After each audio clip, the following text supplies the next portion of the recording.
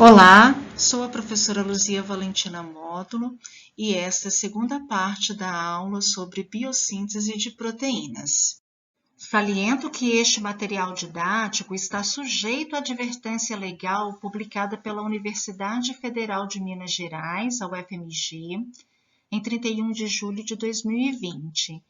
É um material destinado ao uso exclusivo na disciplina de Biotecnologia Vegetal da UFMG e, portanto, não deve ser empregado para outra finalidade sob qualquer justificativa sem a autorização escrita do autor dessa videoaula.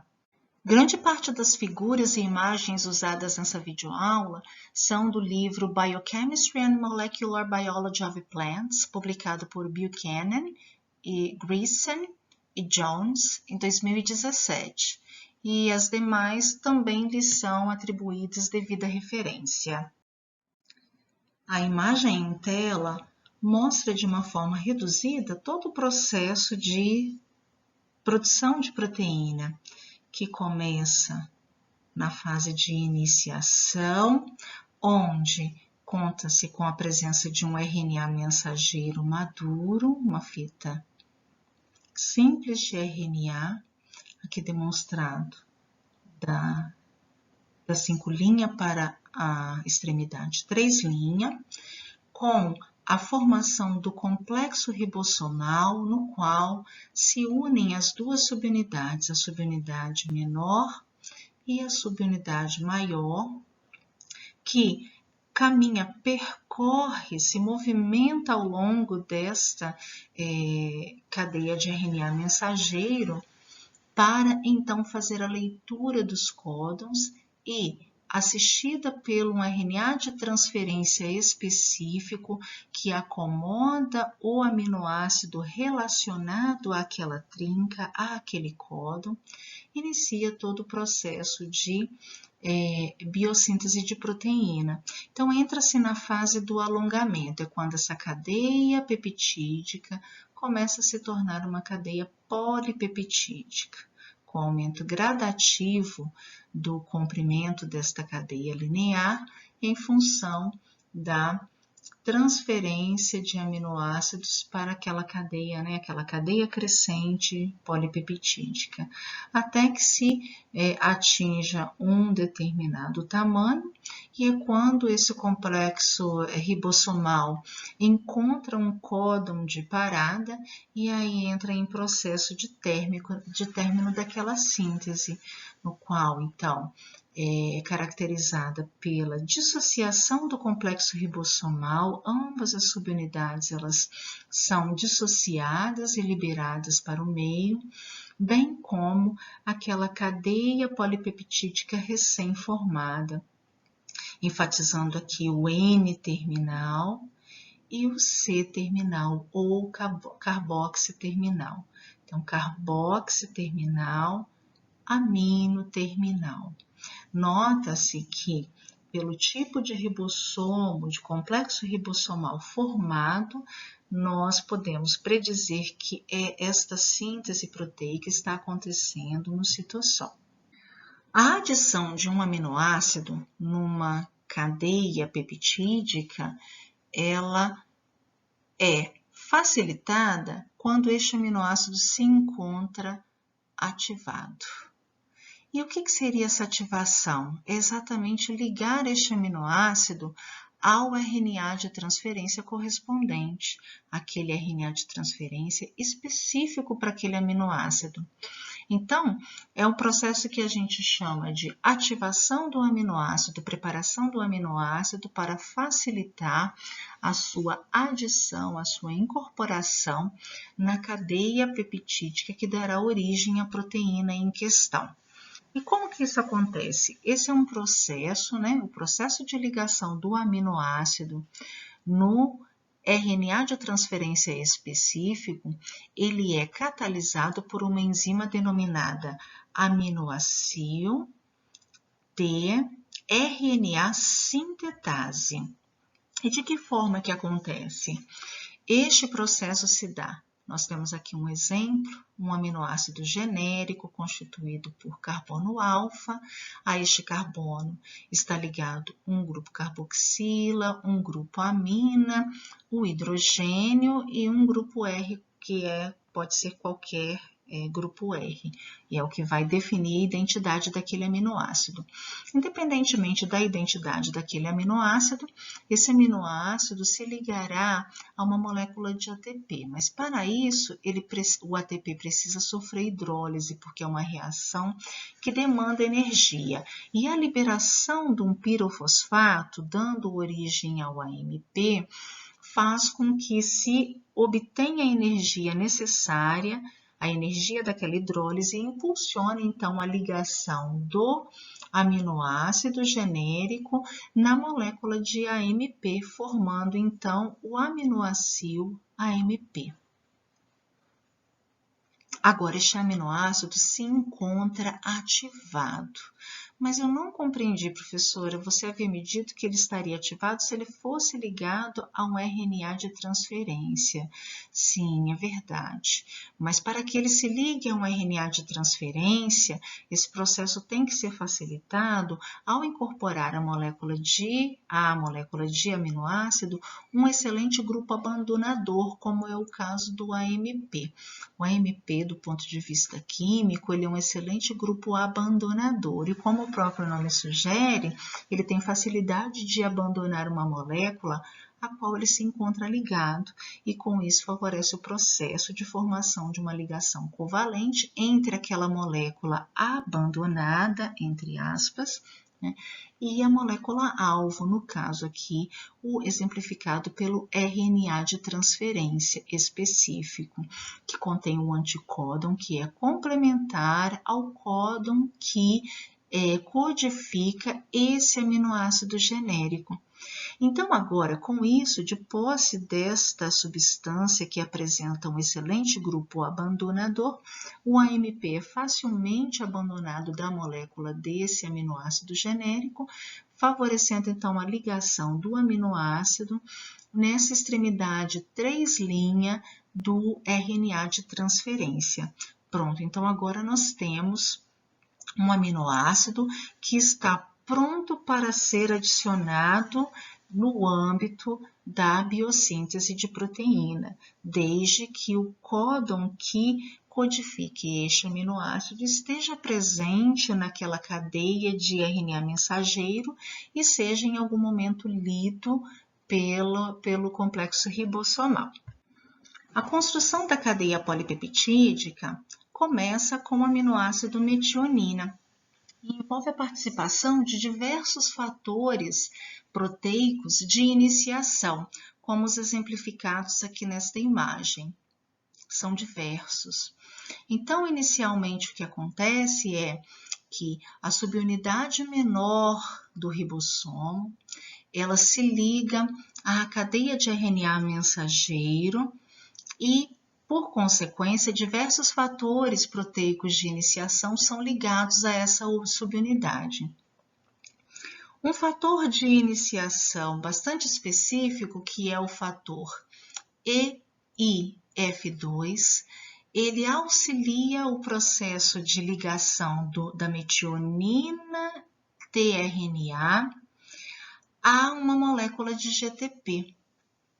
E isso é muito importante porque esse complexo formado entre metionina tRNA, complexo, fator de iniciação e o GTP, isso favorece o processo então de ligação deste tRNA específico, que acomoda a metionina, essa ligação no códon adequado, que é o códon de iniciação. Então, esse tRNA, metionina, ele faz a leitura daquela fita de RNA mensageiro até encontrar o códon AUG. E por ter o códon complementar, neste caso, UAC, ocorre então a formação de ligações de hidrogênio entre esses ribonucleotídeos, favorecendo então uma estabilização daquela interação deste complexo com a fita de RNA mensageiro. Agora, uma vez reconhecido o códon de iniciação, a subunidade maior se liga então à subunidade menor para que ocorra então o processo de alongamento daquela cadeia. E aqui a gente observa que a subunidade maior, ela acomoda 3 sítios específicos, 3 sítios diferentes, que é o sítio A, o sítio P e o sítio E.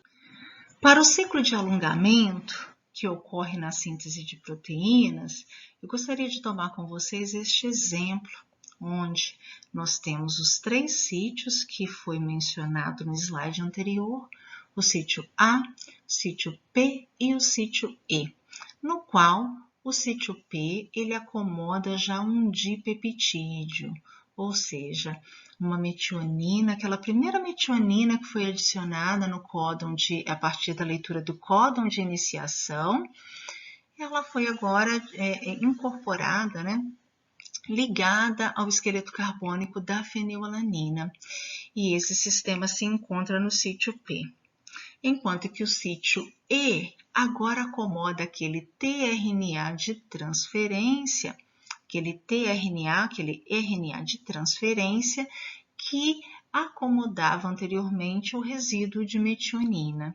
Então, começando deste cenário, nós temos que a chegada de um novo aminoácido, né, no sítio A, ou seja, somente o tRNA que possui o anticódon que é complementar a este códon AAC, é que tem a possibilidade de se ligar nesse sítio A, e juntamente, né, trazendo o aminoácido correspondente àquele códon, e que neste caso é a asparagina.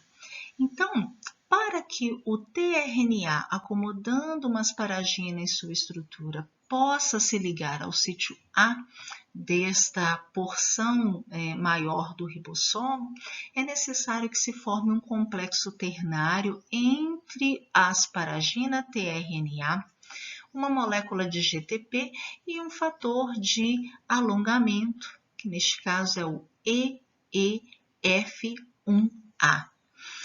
E para que ocorra então essa ligação desse sistema asparagina-tRNA, é necessário que esse complexo se desfaça, porque a energia de desfazimento do complexo impulsiona essa ligação no sítio A.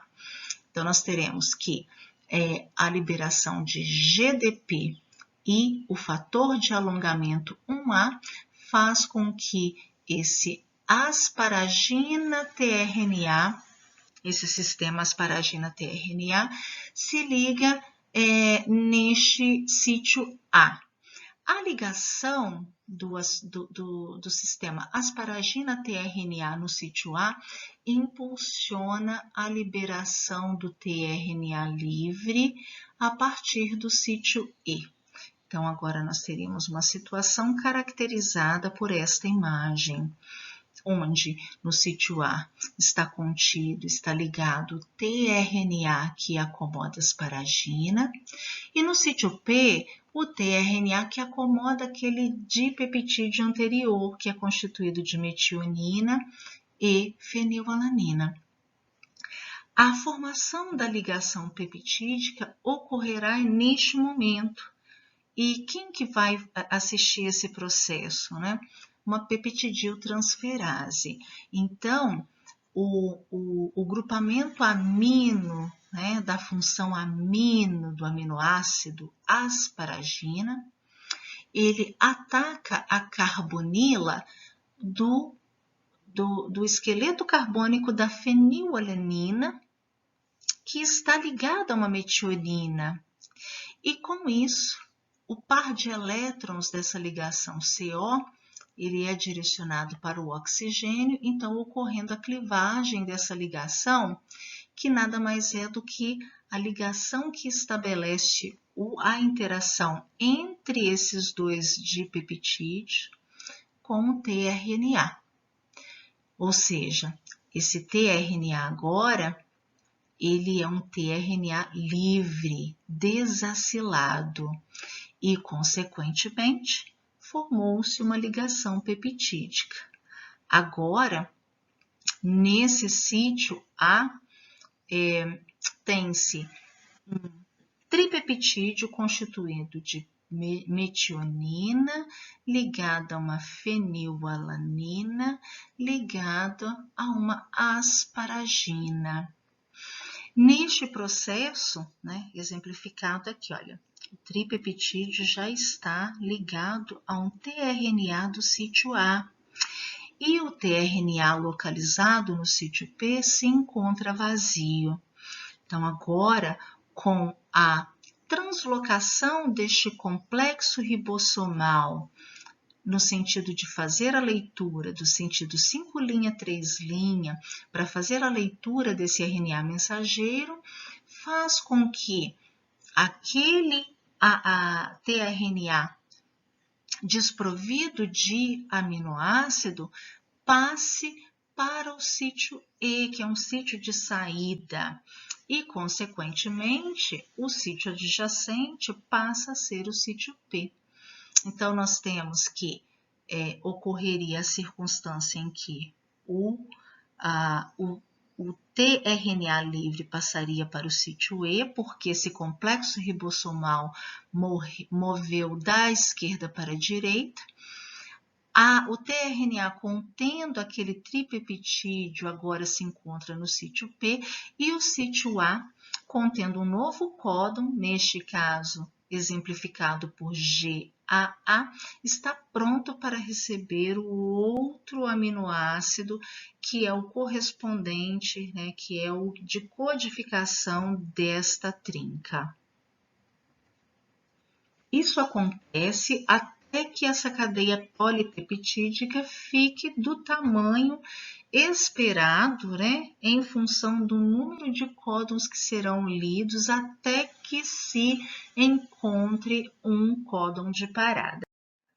A cadeia polipeptídica continua crescendo à medida que o complexo ribossomal avança na leitura do RNA mensageiro, até que chegue a um ponto onde se encontra no sítio A um códon de parada, aqui exemplificado pelo UGA.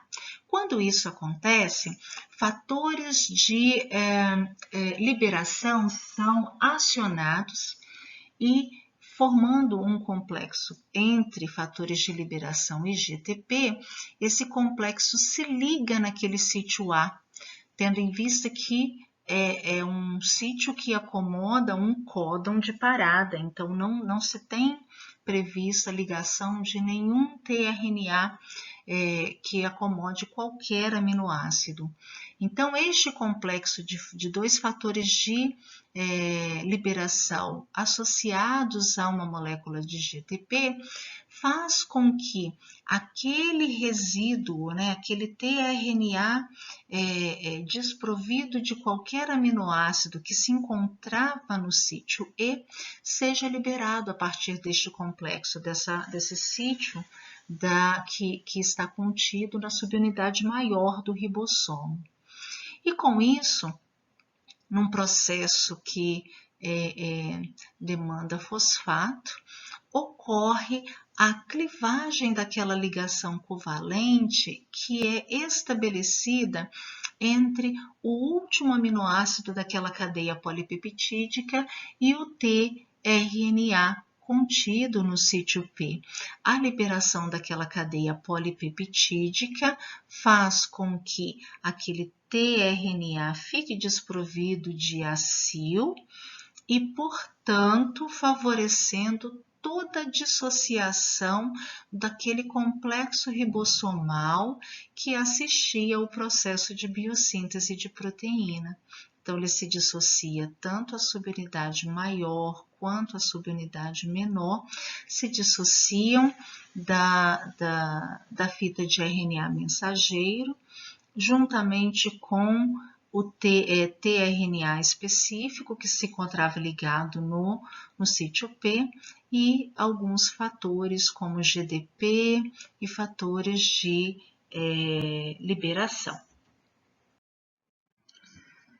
Com o avanço da biossíntese da proteína, avanço nas etapas, né, de alongamento, nota-se já um enovelamento proteico, onde são formadas já algumas estruturas secundárias, como é aqui representado por uma alfa-hélice, aqui voltas, né, os loops, e resultando ao final da biossíntese numa proteína eventualmente parcialmente enovelada.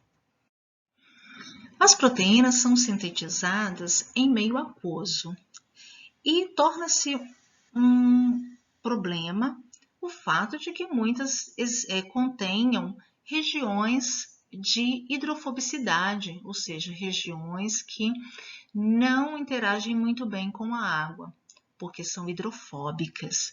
E neste caso é muito importante a participação de proteínas denominadas proteínas de choque térmico, ou do inglês Heat Shock Proteins. Então, nós temos aqui duas imagens, na qual a imagem à esquerda demonstra uma condição onde a finalização da biossíntese desta proteína ela está acontecendo no meio desprovido de proteínas de choque térmico, também conhecidas como chaperonas. E a gente observa que essas regiões hidrofóbicas, elas tendem a repelir a água e, por consequência, formar agregados em uma conformação não adequada, que não é incorreta, ou então permitindo que a formação do agregado ocorra com outras proteínas na célula, fazendo com que aquela proteína perca a sua função. E aqui à direita nós já temos um exemplo no qual essas regiões hidrofóbicas, elas se encontram abrigadas por proteínas de choque térmicos, aqui representada por proteínas HSP40 e HSP70, que num processo que, claro, demanda energia, que é a ligação de ADP, para garantir que aquelas regiões hidrofóbicas fiquem estáveis mesmo na presença de água, para evitar exatamente o processo de agregação e garantir que numa etapa subsequente ocorra o enovelamento de forma adequada. Logo, na estabilização das regiões hidrofóbicas, nota-se de início a ligação de proteínas do tipo HSP40, que são proteínas menores, são proteínas de choque térmico menores, chaperonas menores, né? Seguida da ligação de HSP70 assistida por ATP. Então, ocorre a formação de um complexo ternário, exatamente nessas regiões hidrofóbicas, tá? De modo que agora a proteína menor ela pode ser liberada a partir deste complexo ternário e junto com ela um fosfato inorgânico e sendo mantida então a proteína HSP70, que é a proteína que efetivamente protege aquelas regiões hidrofóbicas, né, até que o enovelamento possa acontecer de uma forma efetiva. E quando a proteína estiver pronta para se submeter ao enovelamento adequado, estas chaperonas, né, HSP70, juntamente com ADP, são liberados a partir daquela cadeia peptídica favorecendo então o processo de enovelamento. E dependendo da robustez da proteína, eventualmente será necessário mais o papel adicional, né, de HSP40, HSP70, para favorecer esse enovelamento. Então, o que vai determinar o número de HSP40, que são proteínas de choque térmicos que favorecem a ligação da HSP70, é exatamente a complexidade da cadeia polipeptídica. Tá? E se for uma estrutura muito complexa, normalmente essa proteína precisa ser transferida para um complexo denominado chaperonina, que é um complexo mais robusto, para que o enovelamento seja finalizado. Chegamos ao fim dessa videoaula. Essa é a referência bibliográfica, todo é o referencial teórico utilizado para subsidiar esse nosso diálogo na videoaula de hoje. Agradeço a todos por assistirem e bons estudos.